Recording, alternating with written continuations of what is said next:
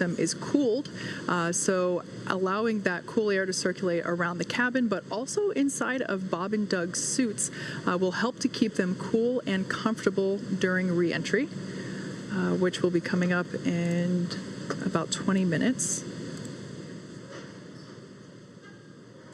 We're currently tracking 23 minutes and 20 seconds until entry begins.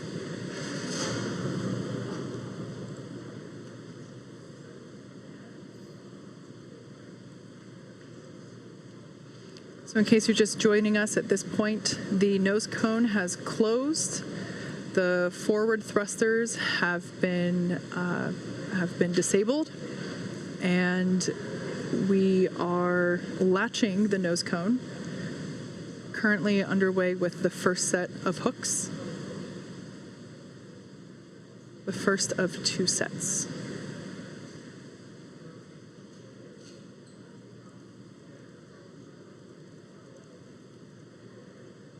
And we just had confirmation that the first set of hooks is closed, so now the second set will begin to close as well.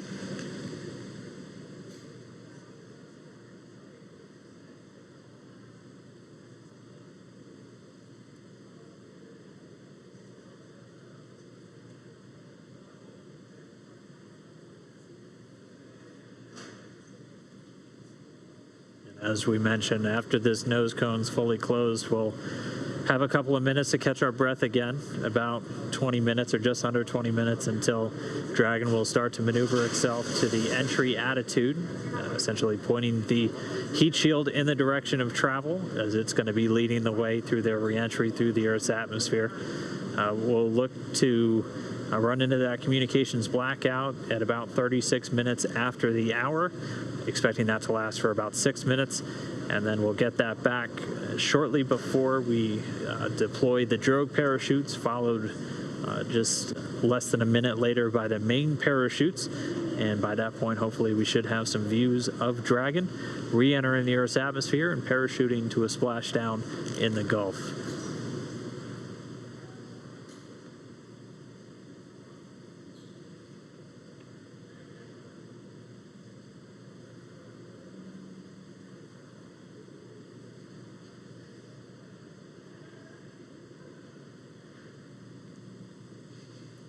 So there in the front row of Mission Control in the center, you can see CEO Elon Musk and our President Gwen Shotwell sitting side by side at those center consoles.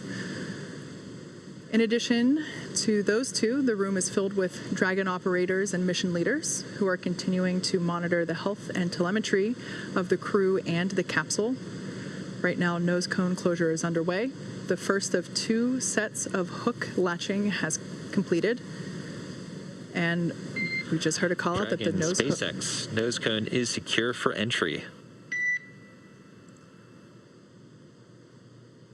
Copy, we see it on board. All right, great confirmation there. Back and forth from Mission Control here to Bob and Doug up in Dragon Endeavour, that Bob and Doug have also confirmed on their displays that the nose cone has closed nominally and it is secure for entry.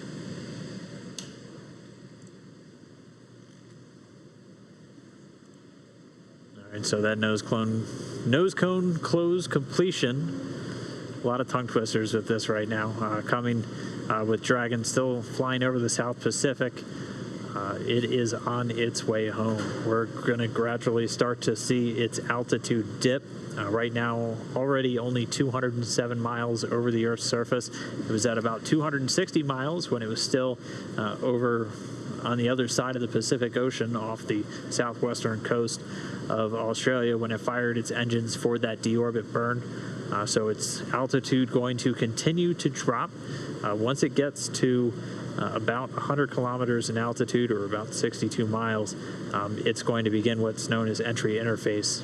And that's when it really begins to start to feel the effects of the Earth's atmosphere. Will once again be experiencing lift and drag as it's no longer in that near vacuum environment in low Earth orbit.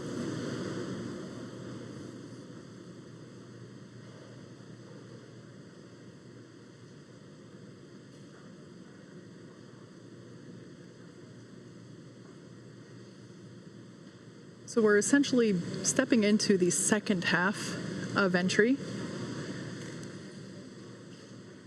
Dragon is now beginning to flush nitrox into the cabin and continuing to top it off in Bob and Doug's suits as well. Again, this is cool air essentially flowing through the cabin and the suits.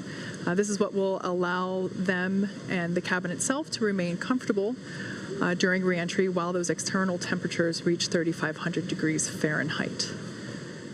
At this point in time, Dragon's orientation is such that the heat shield is pointing forward, if you will, leading the capsule toward the landing site.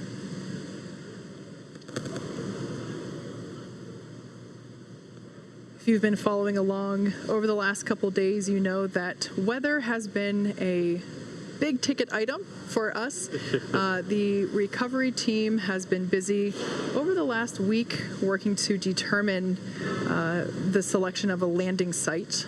In order to increase the options for space station departures, the team identified a total of 7 possible splashdown locations. In order to meet NASA's timeline requirements for crew recovery, these potential splashdown locations have to be close to a port, and they have to be close to medical facilities.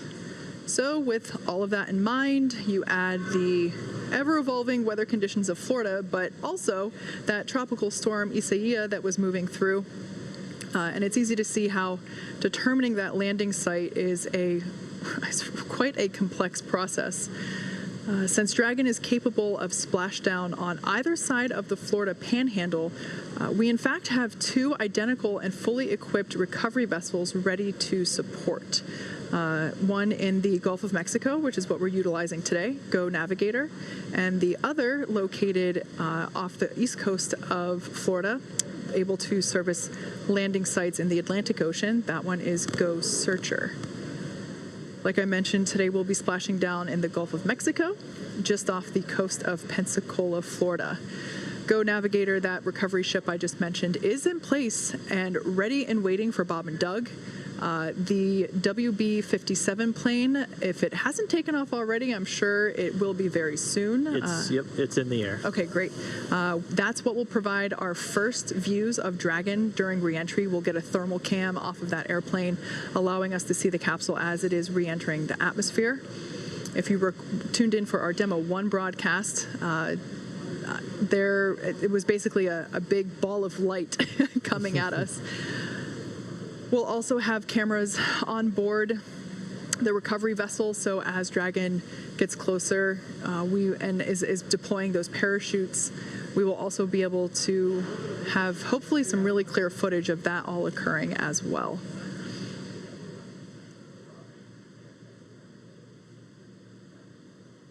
All right, so Dragon's altitude continuing to dip. Right now about 174 miles over planet Earth. We're under 11 and a half minutes from where we expect to hit entry interface. So that's where Dragon will really start feeling the effects of being in a denser atmosphere. And then we are still tracking that blackout to come right around that same time. We are under 27 minutes away from Splashdown. So we are under 27 minutes away from Bob and Doug being on planet Earth for the first time since May 30th. To kind of put everything in perspective, the Dragon capsule departed from the International Space Station several hours ago, but according to what Dan just said, it's essentially halfway home just based on altitude alone. So the International Space Station is about 250 miles above Earth's surface. I think right now it's between 250 and 300. I think right now it's about 263 miles above Earth's surface.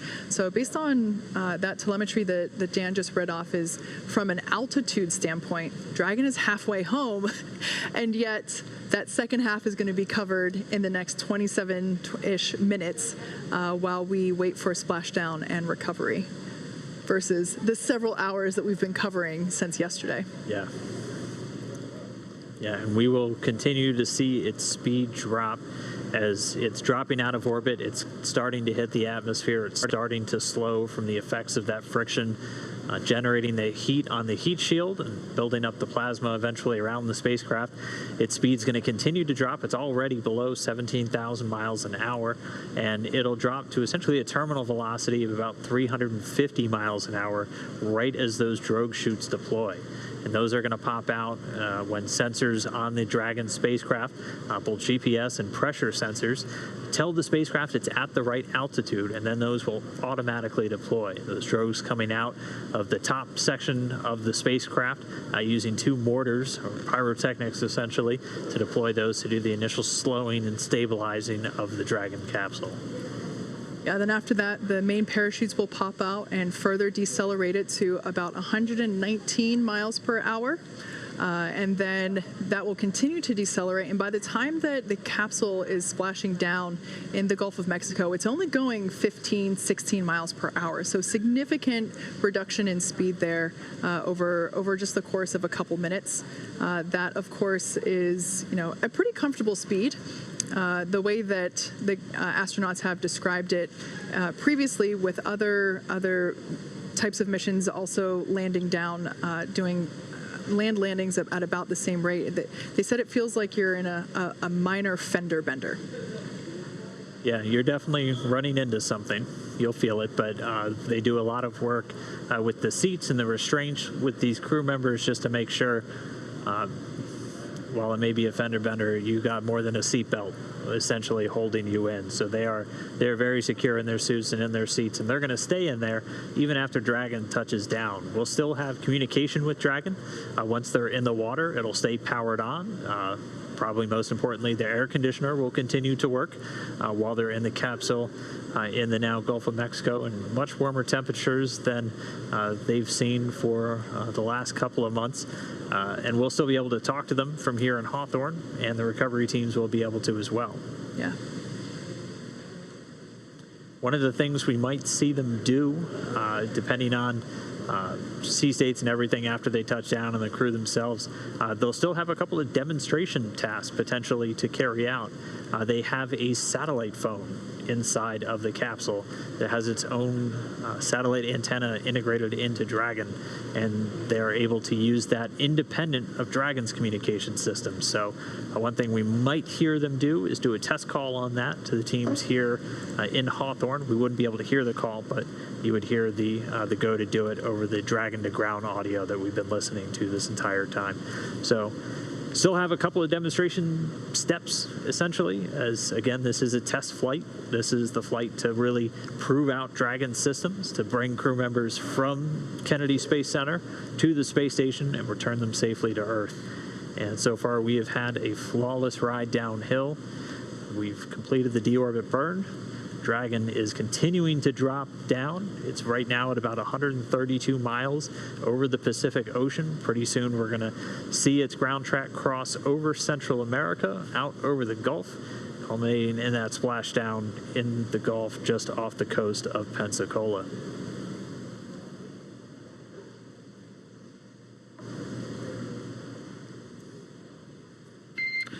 Dragon SpaceX for entry brief. Go ahead. Okay, Doug, we have no update to timing because the burn went great and your vehicle is still looking really good for entry. No health issues at this time.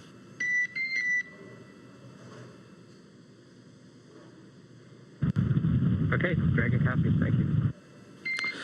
In addition, the recovery team is go, and the weather is still great. Winds are about 2 knots and waves about 1 foot. From the ship, they're reporting very calm. How copy?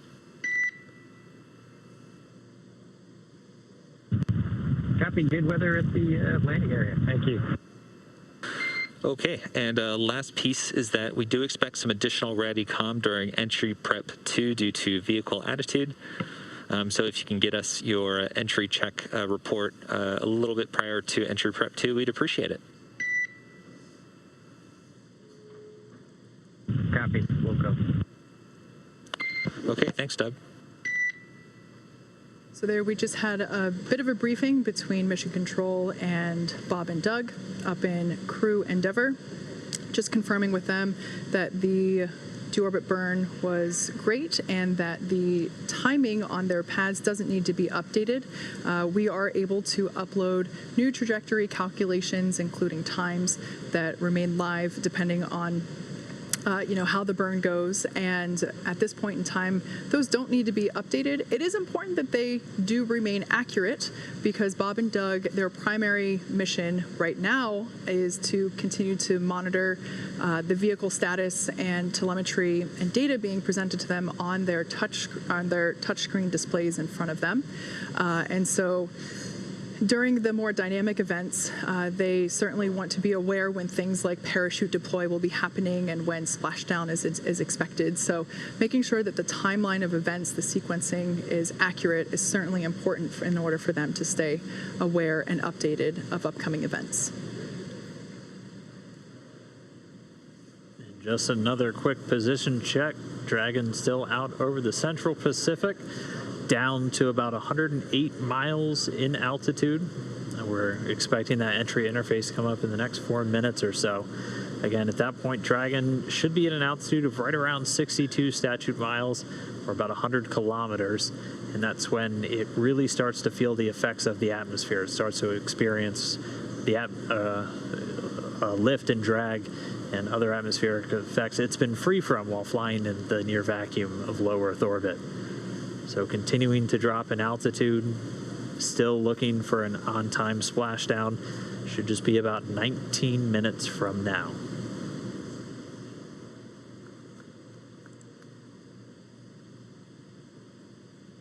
And just a reminder, we do have that blackout period coming. So as they continue to dip in the Earth's atmosphere and get lower and lower, the atmosphere gets thicker and thicker and is going to generate more and more heat, eventually heating up the outside of Dragon to 3,500 degrees Fahrenheit.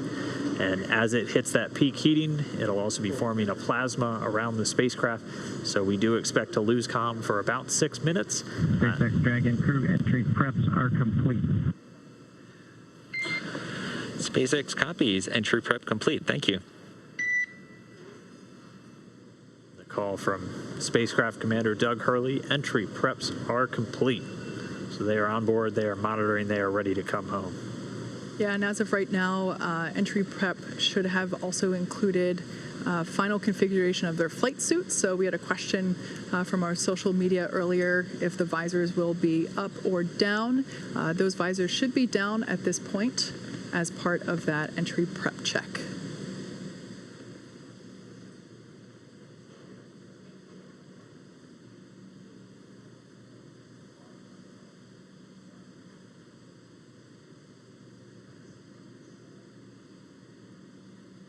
In that last briefing, we also heard that the weather is looking good. In a previous report, the phrasing was, "It looks like glass." And that is certainly ideal for a water splashdown. That being said, the recovery timeline, Bob and Doug should be out of the capsule within an hour after splashing down. So good to hear that the weather is good. We saw blue skies and a couple of white fluffy clouds out there in the Gulf of Mexico as we got views from our recovery vessel Go Navigator. But glad to hear that conditions are sustaining and that winds also are looking really good, around 2.5 miles per hour. So hardly anything at all. Really couldn't ask for better conditions for a splashdown day. We kind of threaded the needle once again, almost like we did on launch with the weather today. Your upper limits for wind were about 10 miles an hour, so we're well below that threshold for a splashdown today. The Dragon coming up on 82 miles in altitude, continuing to dip down. We're expecting that entry interface to start pretty soon, where the vehicle itself's really going to start heating up. It's going to continue to use its Draco thrusters to maintain its attitude as it continues through the Earth's atmosphere, and we'll have that comm blackout coming up in just a couple of minutes as well.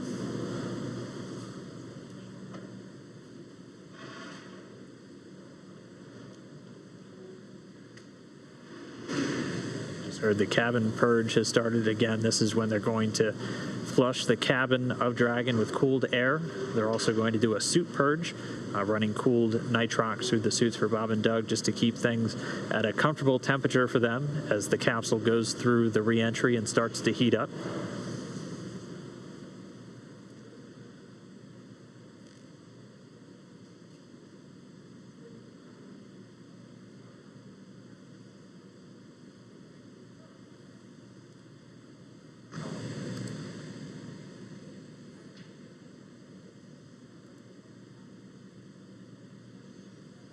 So like we said, we are anticipating a brief blackout period where we're unable to communicate with the capsule.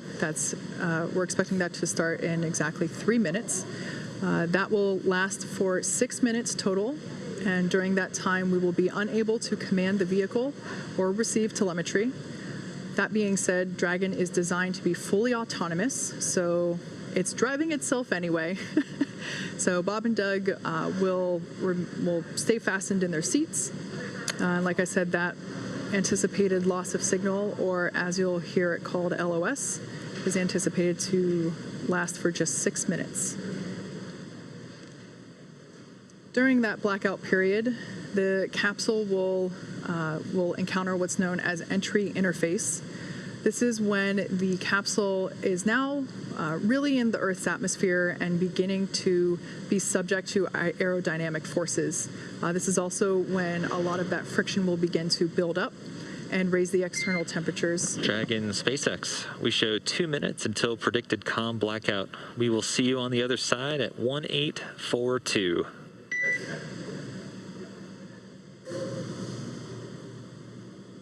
Dragon copies 1842. We'll talk to you then. So there's that heads up communication from Mission Control to Dragon Endeavour, confirming that comms blackout. Like I was saying, during the blackout, the Dragon capsule will be going through entry interface, where it is encountering aerodynamic forces, really starting to build up the external temperature and that external temperature will reach about 3,500 degrees Fahrenheit. However, the interior of the cabin is environmentally cooled, so Bob and Doug should remain comfortable during their descent. There will be cool air flowing not only through the cabin itself, but also through their suits. The suits have sensors on them that are able to detect the temperature inside that suit, and once that sensor reads that it has reached the maximum temperature threshold, it'll flush the suit with some cool air and really circulate and cool it down.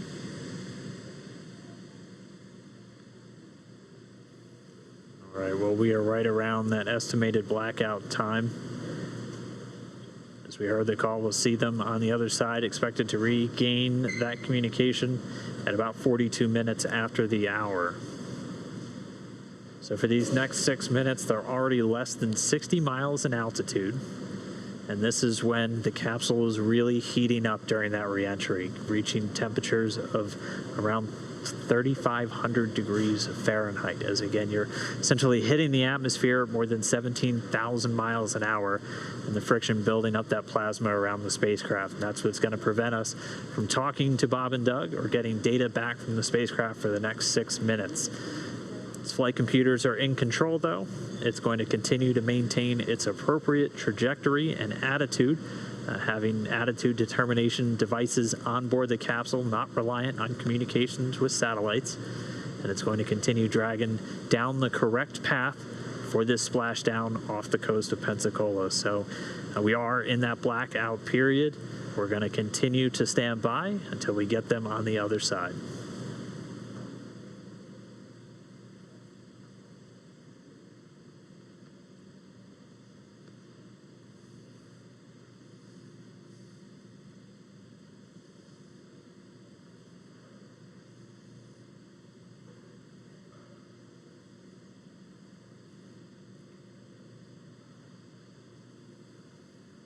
All right, and just about 2 minutes after we get acquisition of signal, AOS, back with Dragon, we're going to be looking for those parachutes, and we should hopefully be getting some views from a couple of our assets out at the landing zone, including our WB-57 high-altitude research plane, which is going to be relying on Dragon's telemetry to actually lock onto it in the sky and give us an infrared view of the capsule during the final stages of reentry. We're going to be looking for the drogue deploys at about 44 minutes after the hour. Those will be 2 drogue shoots that are going to come out when the vehicle is still moving at about 350 miles an hour. And it'll be at an altitude of about 18,000 feet. They'll come out and do some initial slowing and stabilization of the spacecraft, and then less than a minute later, they'll detach, and the 4 main parachutes will deploy. You'll see them come out and look kind of closed up initially, and then they'll do what's known as reefing, opening up in really 2 different stages just to minimize the immediate loads on the parachutes themselves. Those main parachutes will come out at an altitude of about 6,500 feet, with Dragon already slowed down to 119 miles an hour, and they'll do the rest of the slowing the whole way down until we splash down in the Gulf of Mexico. We should be 10 minutes away from splashdown.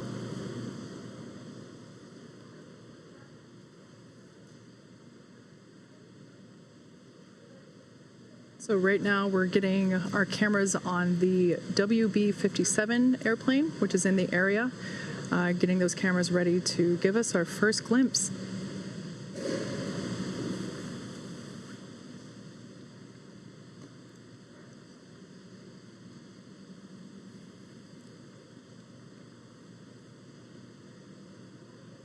And we should still have about 3 minutes left, a little less than 3 minutes, until we anticipate reacquiring our signal and our connection with Bob and Doug in the Dragon spacecraft.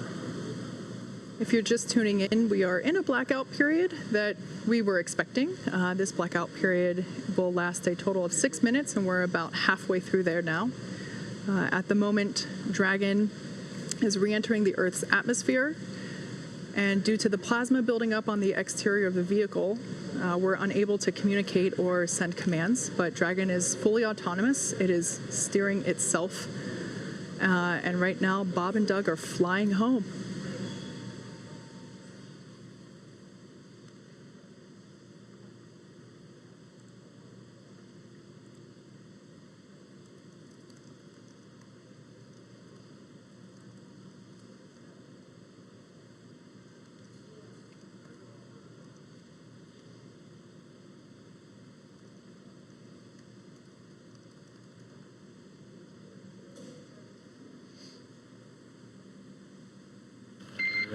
Dragon SpaceX comm check.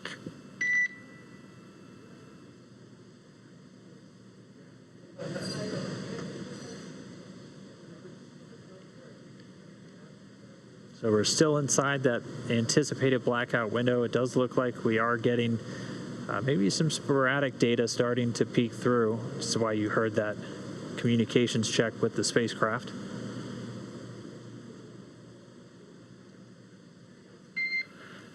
Dragon SpaceX comm check. Denver has you loud and clear. We're about 3.9 Gs.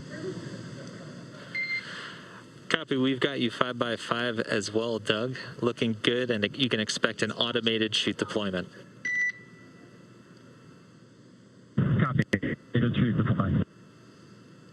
All right, really good news there. We have come out of the blackout period, and we have reestablished connection with Dragon Endeavour, with NASA astronauts Bob Behnken and Doug Hurley on board.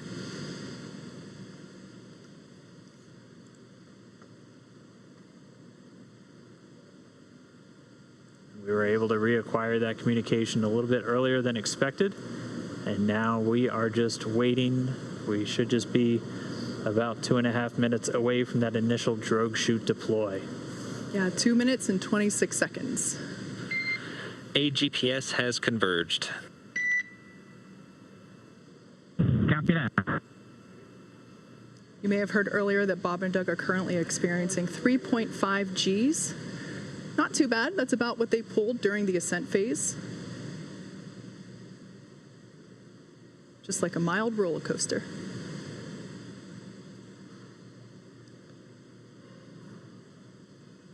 So the vehicle is now over the Gulf of Mexico.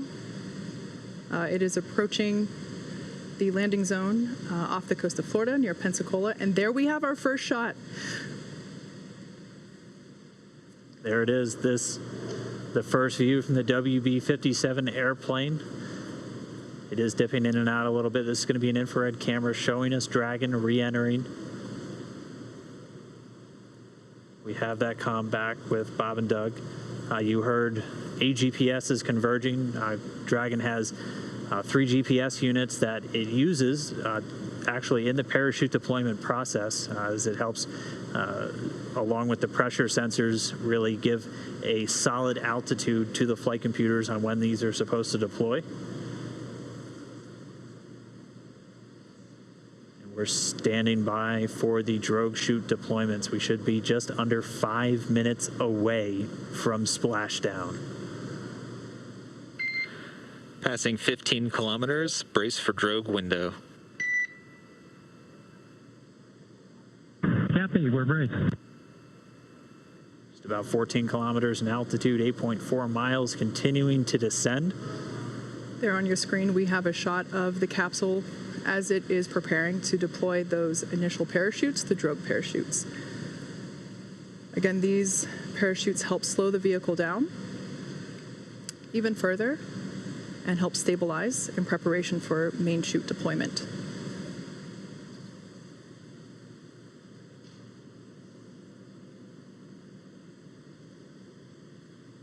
Right about now, the capsule is going about 400 miles per hour. Decelerating quickly.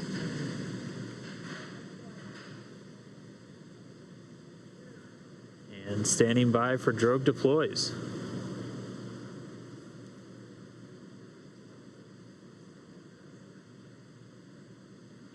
Visual, 2 drogues out. There on your screen, we have visual confirmation of those 2 drogue deployments. Copy, 2 drogue. All right, so 2 of 2, the drogues now out. They're going to do their slowing and stabilizing of the Dragon spacecraft. They should be detaching in just a few moments, and then we'll see 4 parachutes, the main parachutes deployed. Dragon under drogues. Drogue descent rate nominal.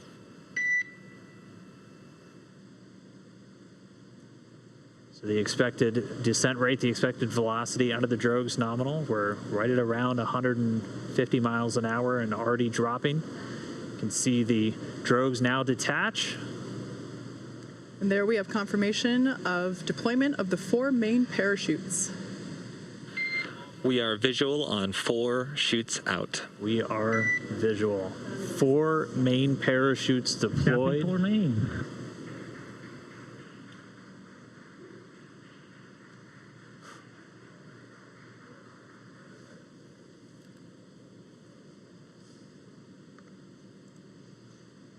So at this point, the main parachutes have deployed.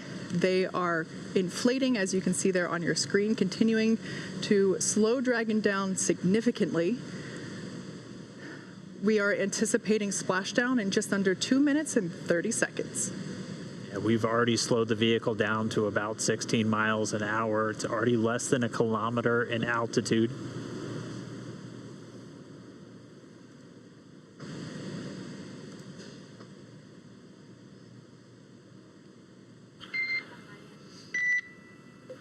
Main chute descent rate nominal, passing through 700 meters.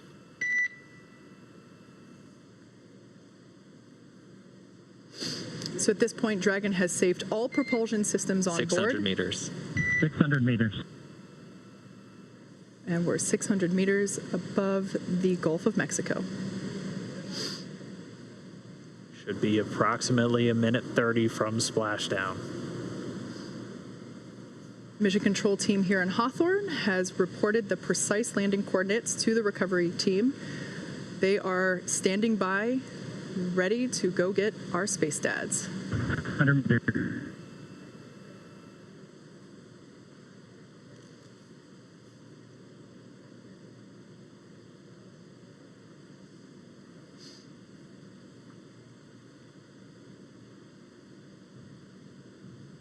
Just passed about 300 meters.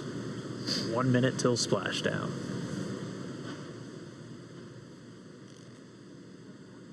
200 meters. We are braced for splashdown. Copy, brace for splashdown. So there we heard Bob and Doug reporting that they are bracing for a splashdown. We should be able to see the Gulf of Mexico here in the shot just momentarily, as we're now just about 20 meters off the ocean.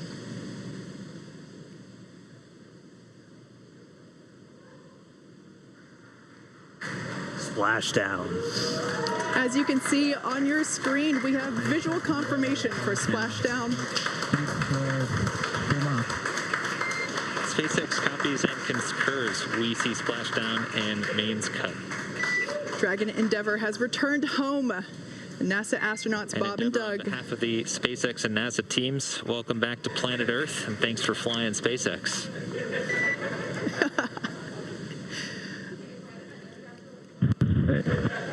It was truly our honor and privilege to fly in flight of the Crew Dragon and Endeavour. Congrats, everybody at SpaceX. All good, and we're into section of 4.800. Thanks for those words, Doug, and we copy that you are into 4.800. So great news all around there. Our space dads are back on Earth after a 19-hour return journey from space. Dragon Endeavour has splashed down in the Gulf of Mexico, just off the coast of Pensacola, Florida. And on your screen there, you can see our two fast boats, and they are indeed fast, racing out to greet Dragon Endeavour as it sits there. The first, on there we can see a view inside the capsule. Bob and Doug looking good. Although the communication was a little choppy, we did hear... SpaceX Endeavour in 3.1, we show ourselves in stable 1. And SpaceX copies for vehicle assessment, step 3.1, stable 1. Good news. Stable 1, essentially. They're upright in the water. Stable 2, also another potential where it could be on its side or even upside down, but Dragon does have a water ballast system to keep it upright, where it's able to essentially pump seawater into bladders in the service section of the capsule. But they're upright. We already see the fast boats approaching. They touched down, came right on time at 11:48 a.m. Pacific, 1848 UTC. Bob and Doug now in the water, and the recovery ops, they've already begun. We already see the fast boats starting to move in. We're still maintaining that good communication back with Bob and Doug and the team here in Hawthorne. Pretty soon we should be getting the go for them to move in, begin their hypergol sniffs, and begin wrangling up those parachutes. But we can see Bob and Doug inside the capsule, back on planet Earth. Yeah, those fast boats will be moving in to do a couple of things. They'll be performing what's known as a sniffer test. That's essentially to ensure that the air around the vehicle doesn't have any toxic fumes from the hypergolic propellants on board. So once we get the all clear from there, the water recovery lead will give the go for approach, and that's when the first fast boat will actually approach the capsule. Hopefully give a little wave to Bob and Doug through the window. And one of the team members will actually climb on top of Crew Dragon and begin to place the rigging equipment necessary to hoist Dragon out of the water. Oh, still getting a view from the WB. The airplane flying overhead, it gave us those great views of really our first views of Bob and Doug re-entering the Earth's atmosphere. From up above. You can see the 4 parachutes in the water. We heard those were cut automatically as expected by Dragon. So for now, the crew just standing by. Again, they're going to stay in their suits, in their seats. We're waiting for all these initial checks. Dragon, SpaceX, comm check. Loud and clear, hello? Loud and clear as well. Just wanted to verify a quick comm reconfiguration. Thank you.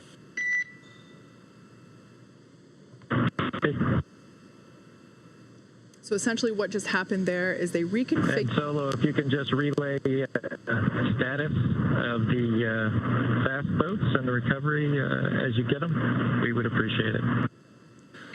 You bet. Absolutely, Doug. Wilco. So what just happened there, you heard comms reconfiguration. That's essentially looping Bob and Doug's communication into the into the recovery team so that they can hear feedback from Bob and Doug directly as well. Now, we talked a little bit about SpaceX Endeavor. You can let Ben and James know we're doing pretty good so far. Okay, we'll let the flight docs know that you're feeling good so far. Thanks for that update. really good news there to hear that they're feeling good and they can let the flight surgeons know that all is well inside Dragon Endeavor. All right, and it sounds like we do have one of our folks that's on location there with the recovery forces, NASA's Brandy Dean. She's joining us by satellite phone. Brandy, if you can hear me, I mean, what is it like right there in the water? What was it like to watch Dragon? We're watch them splash down for the test objective. So stand by at the console once we get it up and operating. I'll let you know. Okay, SpaceX copies. We'll be ready for that in just a couple minutes. We should have the go for you in just a moment. Please stand by.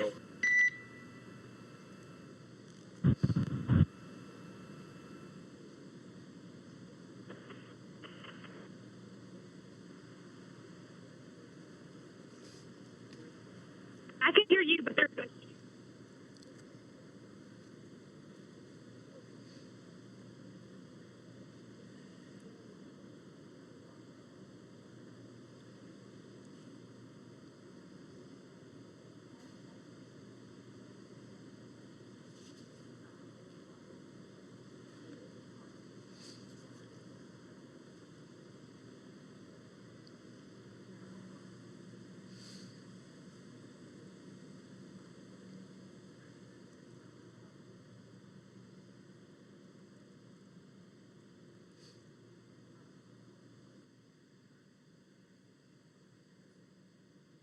There in the center of your screen, Dragon capsule, awaiting for the fast boats to approach and begin the rigging process. And there on the left-hand side of your screen, we can see that second fast boat come into view.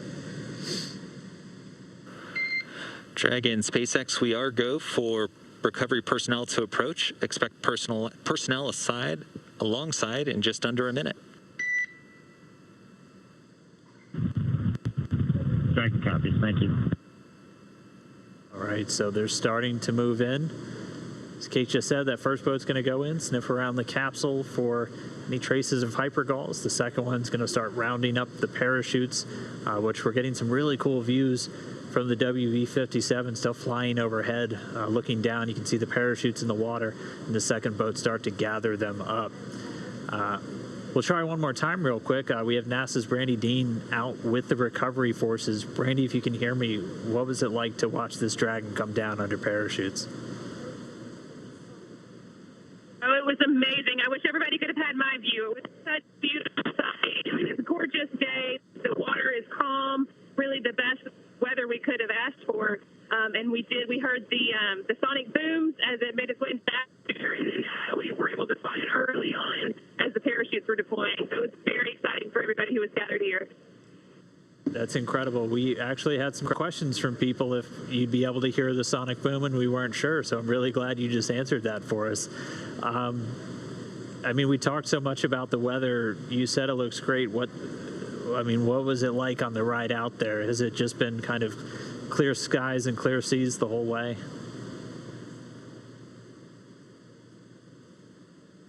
I'm not sure if you can hear me right now, but I think you're asking about the weather, whether it was clear skies. There are just a kind of a circle of clouds along the horizon, very low, but we were able to see the parachutes far above the clouds and follow it all the way until it splashed down. All right, well, we're not getting any views on the boat, so what kind of activity is taking place right now? We're able to see the fast boats approaching the capsule. What's everybody doing on the boat to just kind of get everything ready? The boat's also making its way towards the capsule. I can't see it with my was kind of here. I didn't know yet, but we're getting closer. Everybody's been kind of standing by, holding ready positions for quite a while now. So as soon as the splashdown, people that just sit and start working on their own activities. All right, copy that. Well, we're going to keep watching from here. Thanks for calling in, and thanks for being out there with everybody and getting us these great views. It's really incredible. Thanks, Brandy. Hope to get you back in port soon, and we'll talk to you back in Houston.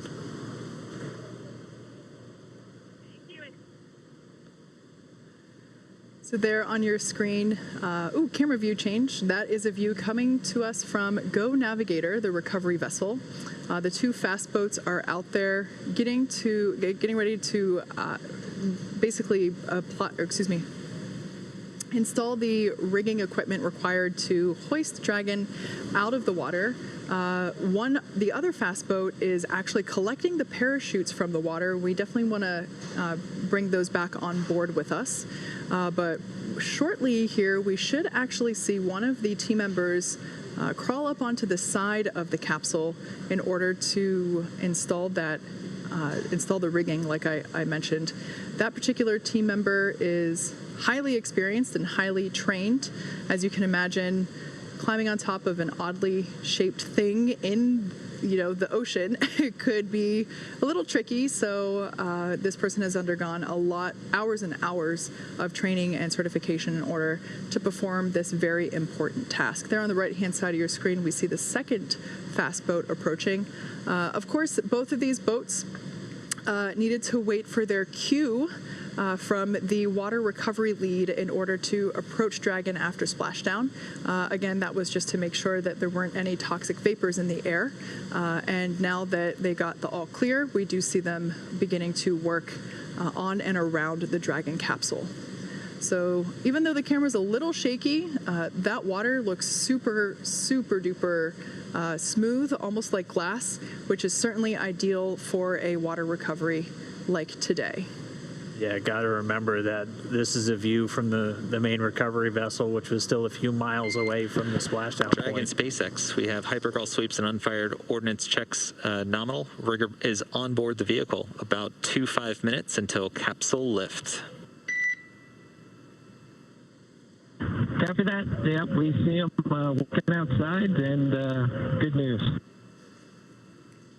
All right, confirmation there that all of those hypergolic vapor tests came out positive, or rather negative, which is a positive thing.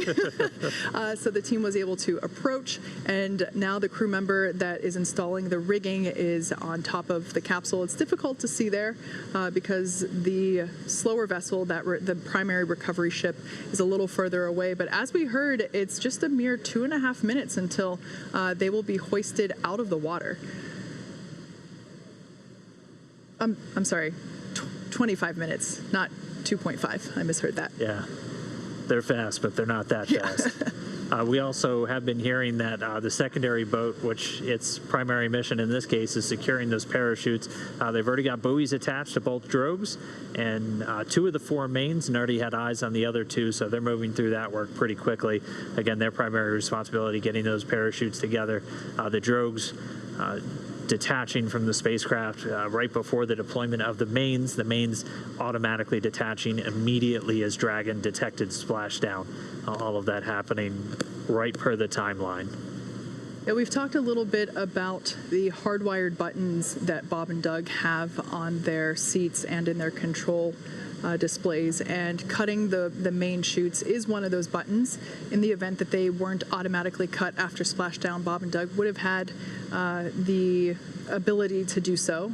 If the winds were stronger and they caught the parachutes, it could certainly create a condition where the capsule could be moved unintentionally by those dragging parachutes. So definitely want to avoid that. So that's one of the few buttons that are hardwired into the cabin for the crew.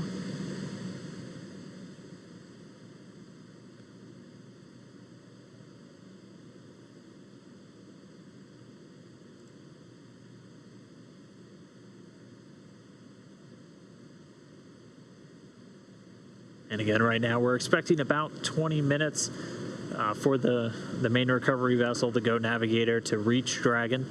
By that point, all the rigging will be affixed, and then they'll be able to use the A-frame hydraulic lift on the back of the vessel to begin to pull Dragon up out of the water. Bob and Doug did report they're seeing the guys climbing around outside their window on the capsule, getting that rigging affixed. Still doing good from all of their reports. And we're just going to see the vessel continue to close in. It's a little over 1.3 nautical miles still away, but you can see things starting to sharpen up in our view as it does draw in closer. One thing I didn't get to mention as the sequence events was happening, everything was going so quickly, just before the drogue deployment, the seats automatically rotated to about 26 degrees. And so if you think back to when we saw Bob and Doug while they were still on orbit and during the deorbit burn and all their departure burns, they were actually laying closer to on their backs at the 40-degree position, where essentially they were looking up at the top of Dragon capsule, like their stomachs were facing the top nose cone there. At this point, the seats would have rotated, so they're in a little bit more of an upright position. That's done to ensure that the loads experienced from landing are, doesn't hurt them. So at this point, they are not really laying on their backs in the ocean. They are seated upright a little bit, which would allow them to have a better view of the team working to install the rigging equipment.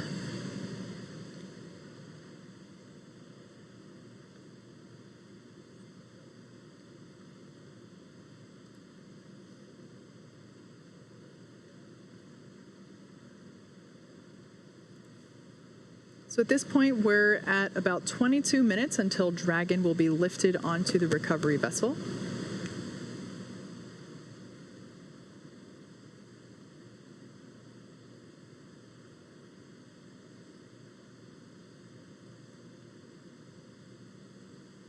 Bob and Doug are still strapped into their seats, kind of like an airplane. They say, do not unbuckle your seatbelt until the captain determines that it's safe to do so. They will remain in their seats throughout the entire recovery process, essentially until it's time to get them out.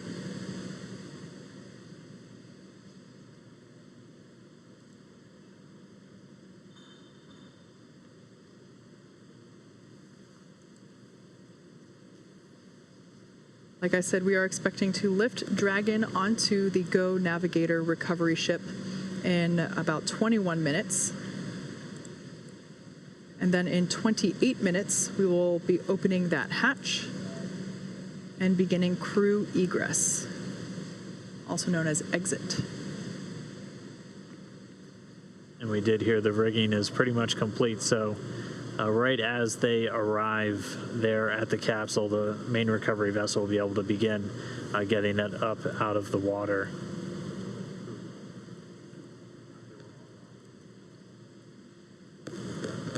So now as the recovery vessel Go Navigator is getting closer to Dragon's position there off the coast of Pensacola, Florida, we're able to see the capsule in a little bit more detail. It is certainly no longer a bright shade of white. Like we said, those external temperatures were reaching up to 3,500 degrees Fahrenheit. So the thermal protection systems enable Dragon to return while keeping the internal temperature rather temperate. And you are seeing a few more boats than expected. The team's currently working with a few private vessels in the area, making sure that they get out of there.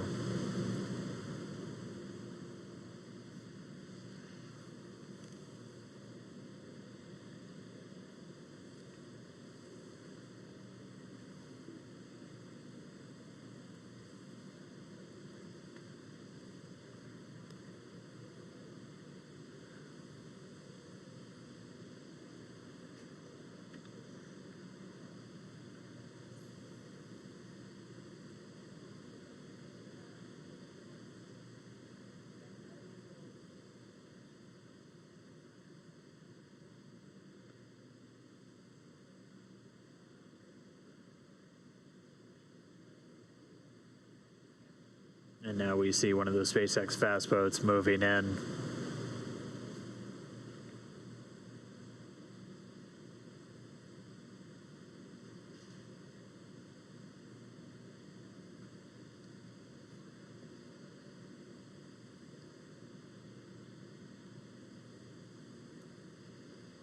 So we are being advised that the recovery team is radioing out to the vessels in the water near Crew Dragon to vacate the area so that we're able to extract Bob and Doug safely. Also for the safety of those folks in the area as well, not just Bob and Doug. Yeah, this is obviously a dynamic operation.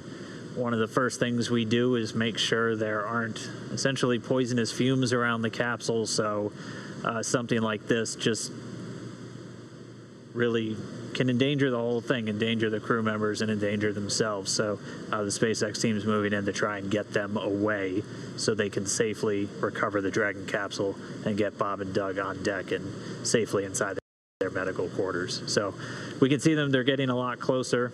We expect about 10 minutes or so until they should be in position. All the rigging has been affixed on the Dragon capsule. And once they arrive, they'll be able to use that hydraulic lift to get Dragon up and out of the water.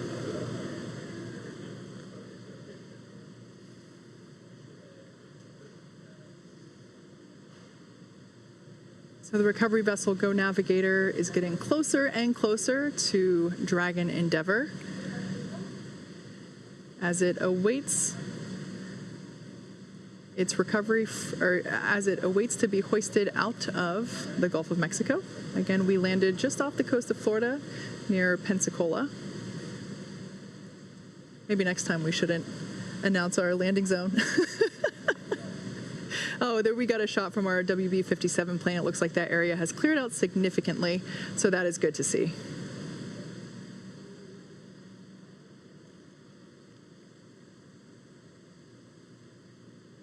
And we're also hearing that all of the parachutes have buoys on them, so also good news as the recovery process continues for SpaceX Demo 2.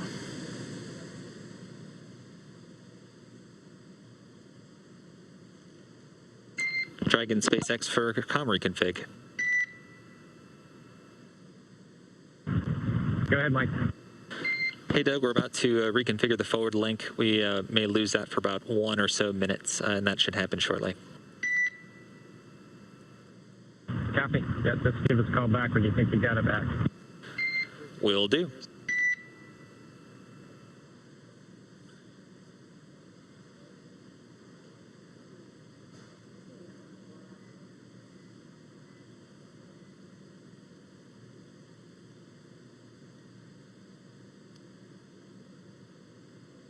So as the main vessel gets closer, it's going to back up and get its hydraulic lift set up right next to the Dragon capsule, still in the water. Bob and Doug still inside, just waiting for that recovery. We should start the hoisting operations in the next 10 to 15 minutes. And then it'll be a pretty quick lift up out of the water using that hydraulic lift into the Dragon nest on the deck of the boat, or the ship rather. And then they'll move it underneath the helipad into essentially the crew recovery area where they'll have a platform right up to the hatch. They'll be able to open up the hatch. SpaceX medical doctor will be the first one through the door, able to do a quick check-in with Bob and Doug on their status, and then he and the other medical doctors, flight surgeons, and trained technicians will begin to help them out of the capsule. Yeah, earlier just after Splashdown, we did hear Bob and Doug report that they were feeling good after reentry, so that was relayed to the flight surgeon, and good news to hear. Again, this is a view coming from the WB-57 plane as it is circling the area, and we can see Dragon awaiting to be pulled out of the water. Again, we are anticipating that lift to begin in just under 15 minutes. We're approaching 14 minutes here. And then in 21 minutes, we will have an open hatch. And you can see the main recovery vessel in the top right there. That's the helipad with the big SpaceX on top. It's now backing up towards the capsule. Certainly not to be confused with one of our landing drone ships.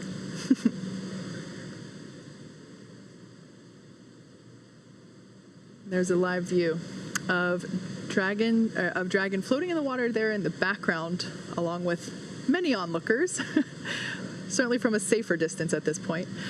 This is a live shot coming from Go Navigator, our primary recovery vessel here. So its Crew Dragon is also accompanied by the fast boats that are helping to bring it in closer. And there you can see a couple of the recovery team members on the deck. And also just behind them, we get our first good view of the nest. Yes, so this is essentially the nest in the background there. Dragon will be hoisted using the hydraulic lift out of the water and into that nest. That nest will then be pulled towards the camera from this view, towards those individuals on that upper deck there.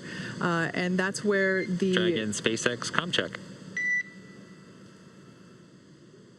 Loud and clear, Solo. How us?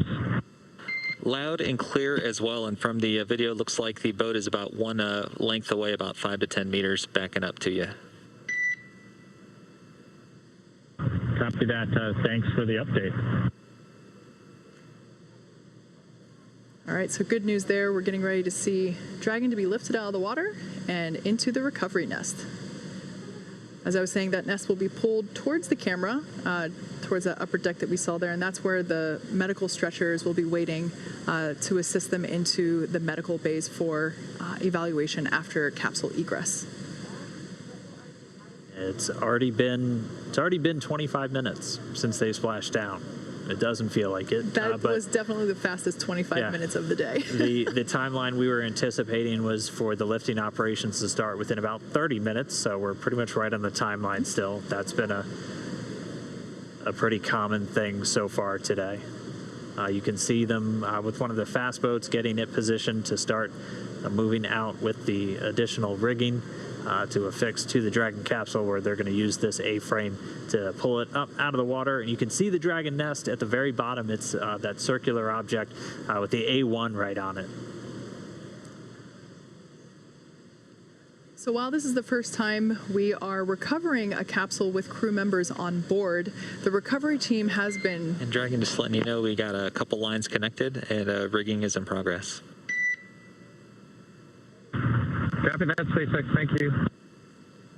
All right there. So just updating the crew that they might feel some momentum as a couple of the rigging lines are attached. There we can actually, there's our first good shot of the individual who is placing that rigging equipment. Again, that's someone that's highly specialized and very well trained for these operations. As I was saying, the recovery team has rehearsed and practiced this with Bob and Doug themselves, actually, in a test capsule, practicing the egress as well as they have practiced the recovery process many times. And actually, through those practice runs, they have effectively cut the recovery period in half from the initial Demo 1 mission. So it's really nice to see that the process itself, after being rehearsed and carefully choreographed, is going super efficiently. Again, safety is the #1 priority, so making sure that only personnel involved in active recovery operations are present on the deck. You may have heard us mention before that there are about 40 people on board today, but we certainly don't want anyone in danger or to fall overboard. That guy intentionally jumped. Speaking of falling overboard. We're ready. Thank you. All right, so the crew was just told in the next 30 seconds, they have the lines affixed, so they're going to start lifting the capsule up out of the water. And at this point, the communication we're getting with Dragon is actually being routed through the boat itself at this point. So there we can see the lift. Dragon is out of the water. Yeah, so now now that A-frame is going to start swinging it back. And it's bound right for that nest at the bottom of your screen.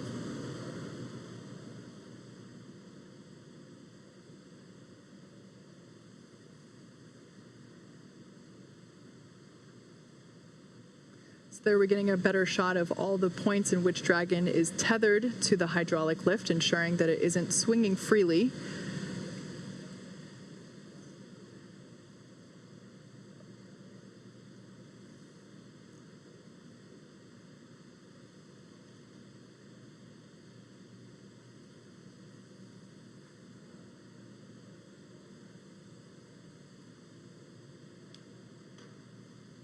And there we can see Dragon Endeavour being carefully set down into the recovery nest on top of Go Navigator. Dragon SpaceX, welcome aboard the recovery vessel. Recovery personnel are completing final checks and preparing to translate you to the Egress platform. Be happy. Thank you.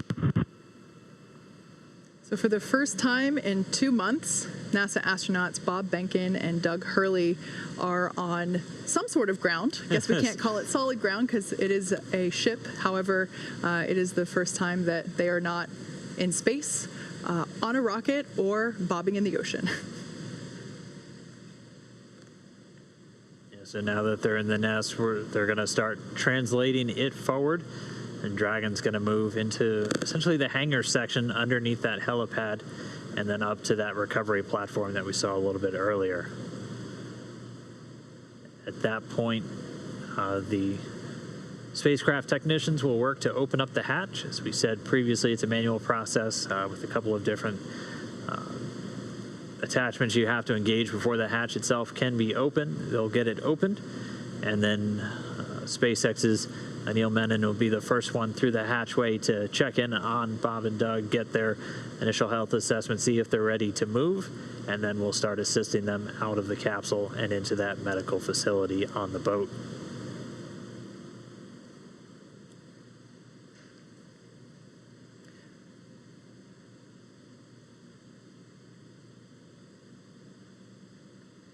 So at this point, the recovery team is doing final securing of the capsule in preparation to actually move the recovery nest into closer to the interior of the ship. It'll actually be in a little bit of a covered deck there. We saw that camera view earlier, looking straight out from the center of the boat. So once Dragon is secured in the nest will be translated then forward and closer to the recovery, closer to the position in which we're able to actually open the hatch. So while Dragon is on board safely, we're not able to do that just yet. Yeah, they're working to detach some of those lines that were used to hoist it using the A-frame, and we heard that they should be done with that in just a moment, and then we'll start that translation.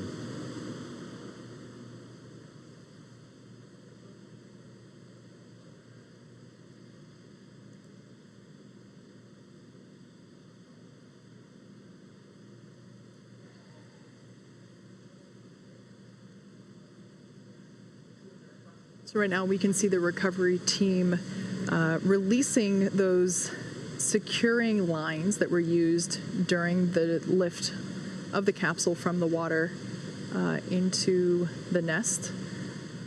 So they are releasing those securing lines from the sides, making sure it is secure from the bottom.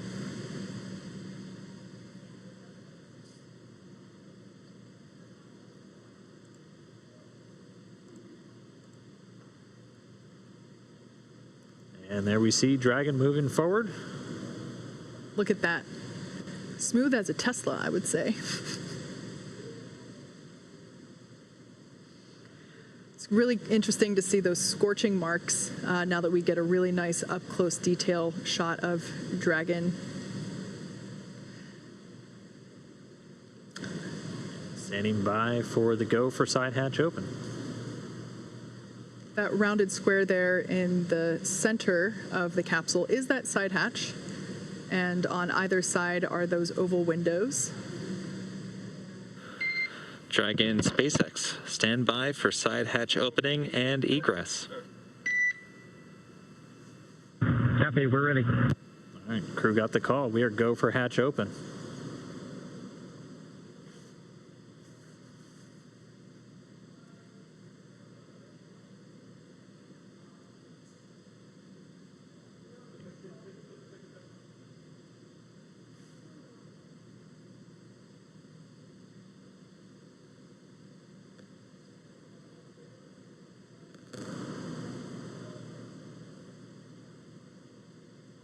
if you look closely immediately above the hatch, you can see the area where you can see them working in now. That's where those drogue chutes deployed from. The two circles on either side were where the mortars were.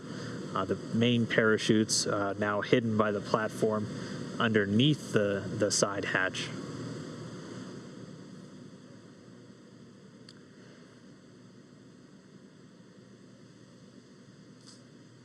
So the crew is in the process of removing the side hatch. We can see that Go Navigator is in transit. It is making its way back to the Pensacola Naval Air Station. However, Bob and Doug will get a ride from the recovery vessel via helicopter.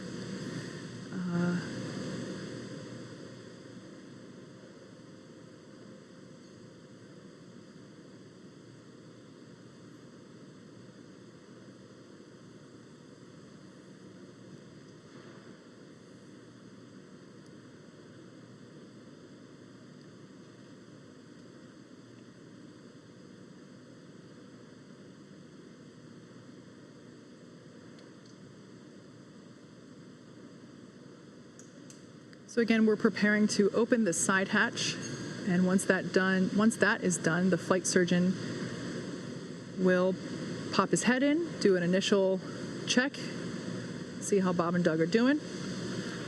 And Dragon SpaceX, we've got a slight delay due to some potential NDO hits near the side hatch.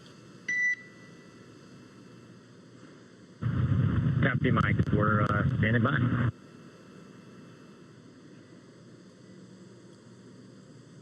And so they're still continuing to do kind of those sniffs, so checking for any vapors or anything. So those NDO, it's NO2, nitrogen dioxide, primarily can get detected in the air from the burning of fuel. So they're going to continue to just inspect around the capsule, make sure that it's, again, safe for the crew, safe for the recovery experts before they get this hatch open. But again, moving right along the timeline, it's since they splashed down at 11:48 a.m. Pacific.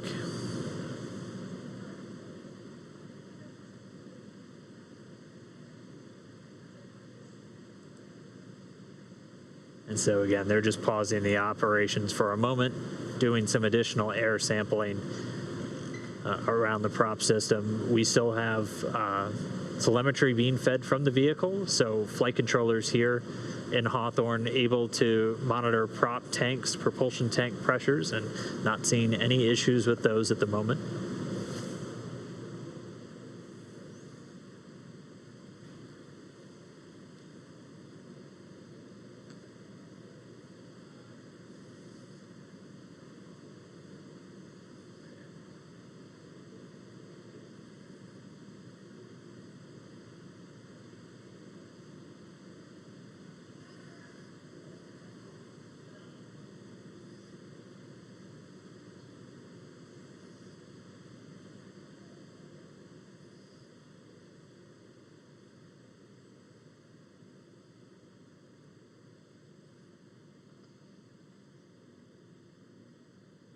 So again, just a short pause in the operations as, again, they're just sniffing around the capsule, making sure we don't have any readings that might indicate a fuel leak or anything around the vehicle.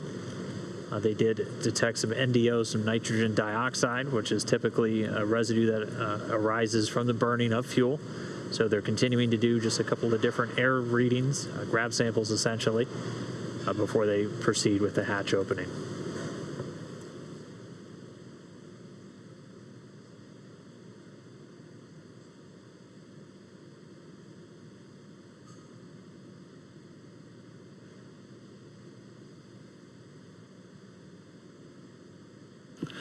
And Dragon SpaceX update, we're still investigating. Looks like we'll be setting up a service section purge. We're working on a ETA for you. Copy.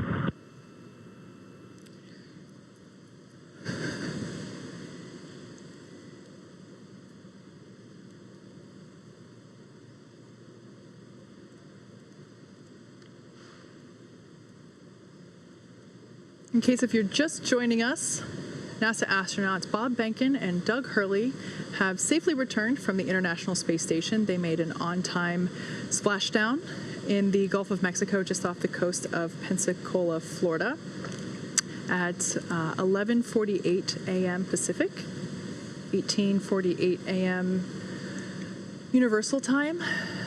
And they have been pulled out of the water and hoisted onto the recovery vessel Go Navigator. And right now the team is just completing, they did an initial check and found that there might be some remnant vapors, which we certainly don't want to be around when we have Bob and Doug coming out of the capsule. So the team is working to purge the service section in preparation for crew egress. Just a little commentary on the hatches that we've been talking about. So while Dragon's top hatch is used to connect to the International Space Station, that's the one that's located under the nose cone, which is currently hidden there at the top of the capsule. This is the side hatch is what is utilized for ingress and egress, both on the launch pad as well as coming up here on the recovery vessel. When the when the capsule is docked to the International Space Station, they will use the forward hatch to exit and enter the capsule. Something to note that once that side hatch is opened, it'll be the first time that Bob and Doug have gotten a breath of fresh air. The first time that they've been able to do so in 2 months since they boarded the Falcon 9 at the start of their mission back on May 30th. Yeah, with an on-time splashdown, they returned with almost exactly 64 days in space on this mission, just a few minutes shy of that. So I know they're looking forward to it. At a minimum, in a little bit more of a stable condition now that they're on the boat and not in the water. But again, our team's just continuing to step through their report.